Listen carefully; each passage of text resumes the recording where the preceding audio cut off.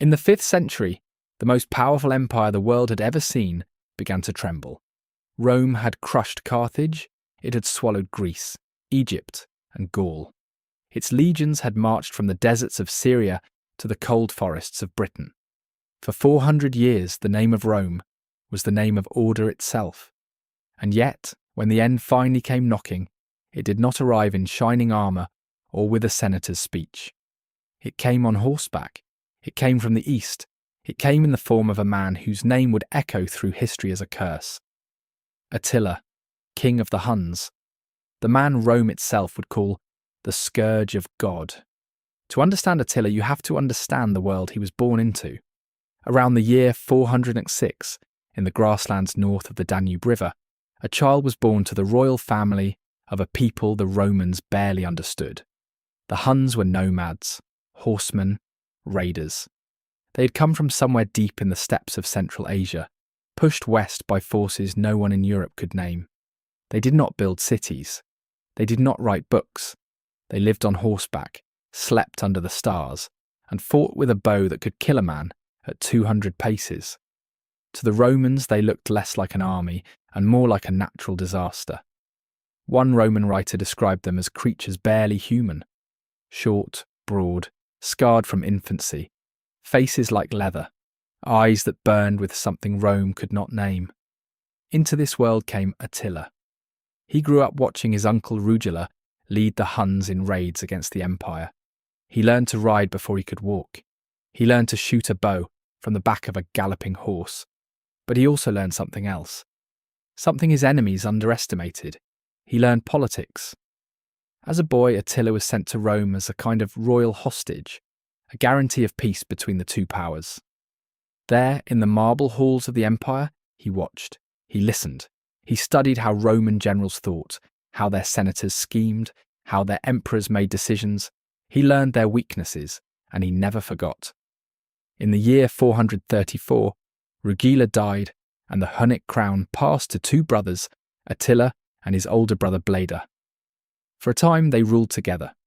They expanded the Hunnic Empire across what is now Hungary, Romania, and Ukraine. They demanded tribute from the Eastern Roman Empire, and they got it. Hundreds of pounds of gold every single year, simply to keep the Huns from attacking. But Attila was not a man who shared power easily. In the year 445, his brother Bleda died under circumstances no historian can quite explain. Some say it was a hunting accident. Others whisper that Attila killed him himself, with his own hands, to take the throne alone. Whatever happened, when the dust settled, there was only one king of the Huns, and his ambition stretched all the way to the gates of Rome. What came next was a campaign of terror, unlike anything the ancient world had ever seen. Attila turned first to the Eastern Roman Empire, ruled from Constantinople. He demanded more gold. When they refused, he attacked. His armies poured across the Danube and swept through the Balkans like fire through dry grass. They burned cities to the ground. They massacred entire populations. They left behind nothing but ash and bones. The Roman historian Priscus wrote that after Attila passed through, the riverbanks were so choked with corpses that the rivers themselves could not flow. City after city fell. Singidunum, which we now call Belgrade. Naissus, where the Emperor Constantine had once been born. Even the great walls of Constantinople, the most heavily fortified city in the world, trembled at his approach.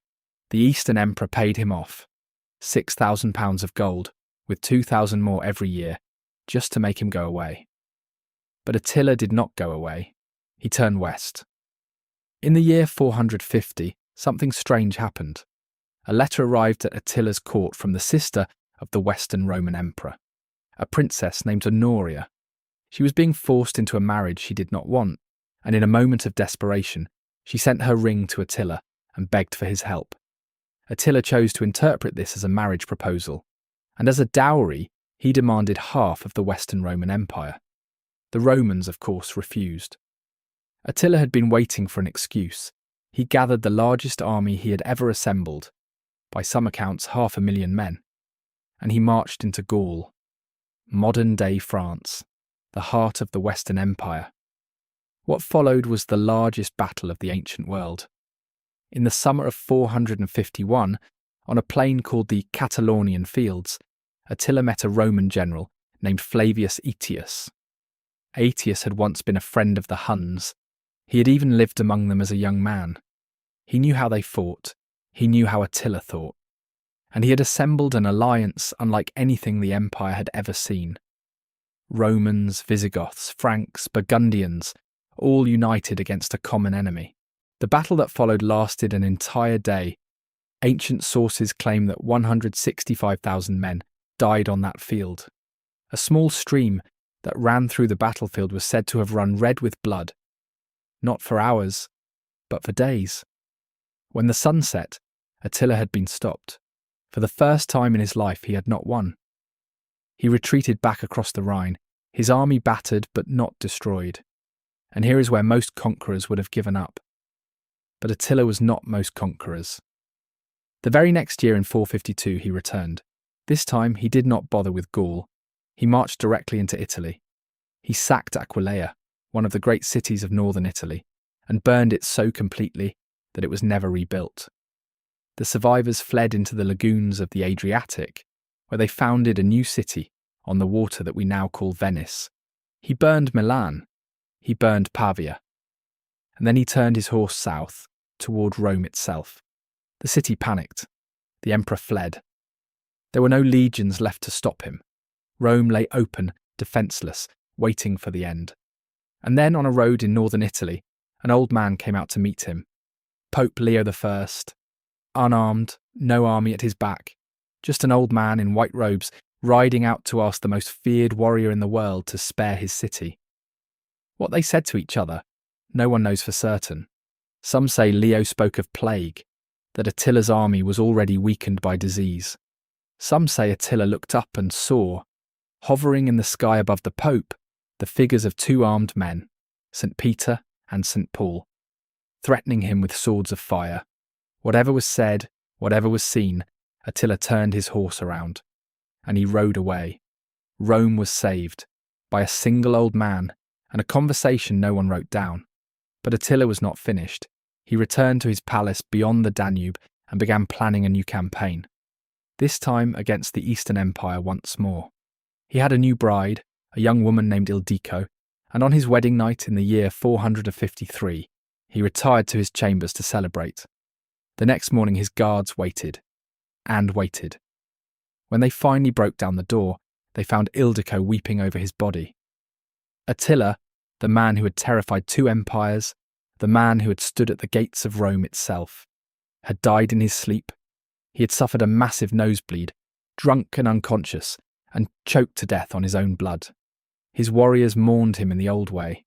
They cut their faces with knives, so that the greatest of warriors would be mourned not with the tears of women, but with the blood of men.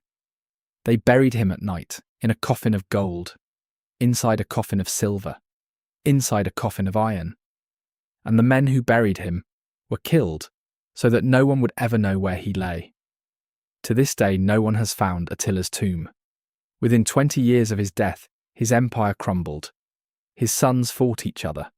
The Huns scattered back into the steppes from which they had come, and history nearly forgot them. But it did not forget him. For more than 1,000 years, mothers in Europe would tell their children that Attila was coming to get them if they did not behave. His name became a curse, a warning, a shadow at the edge of the campfire.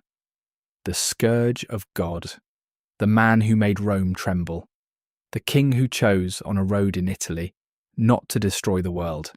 And perhaps that is the strangest thing about Attila the Hun.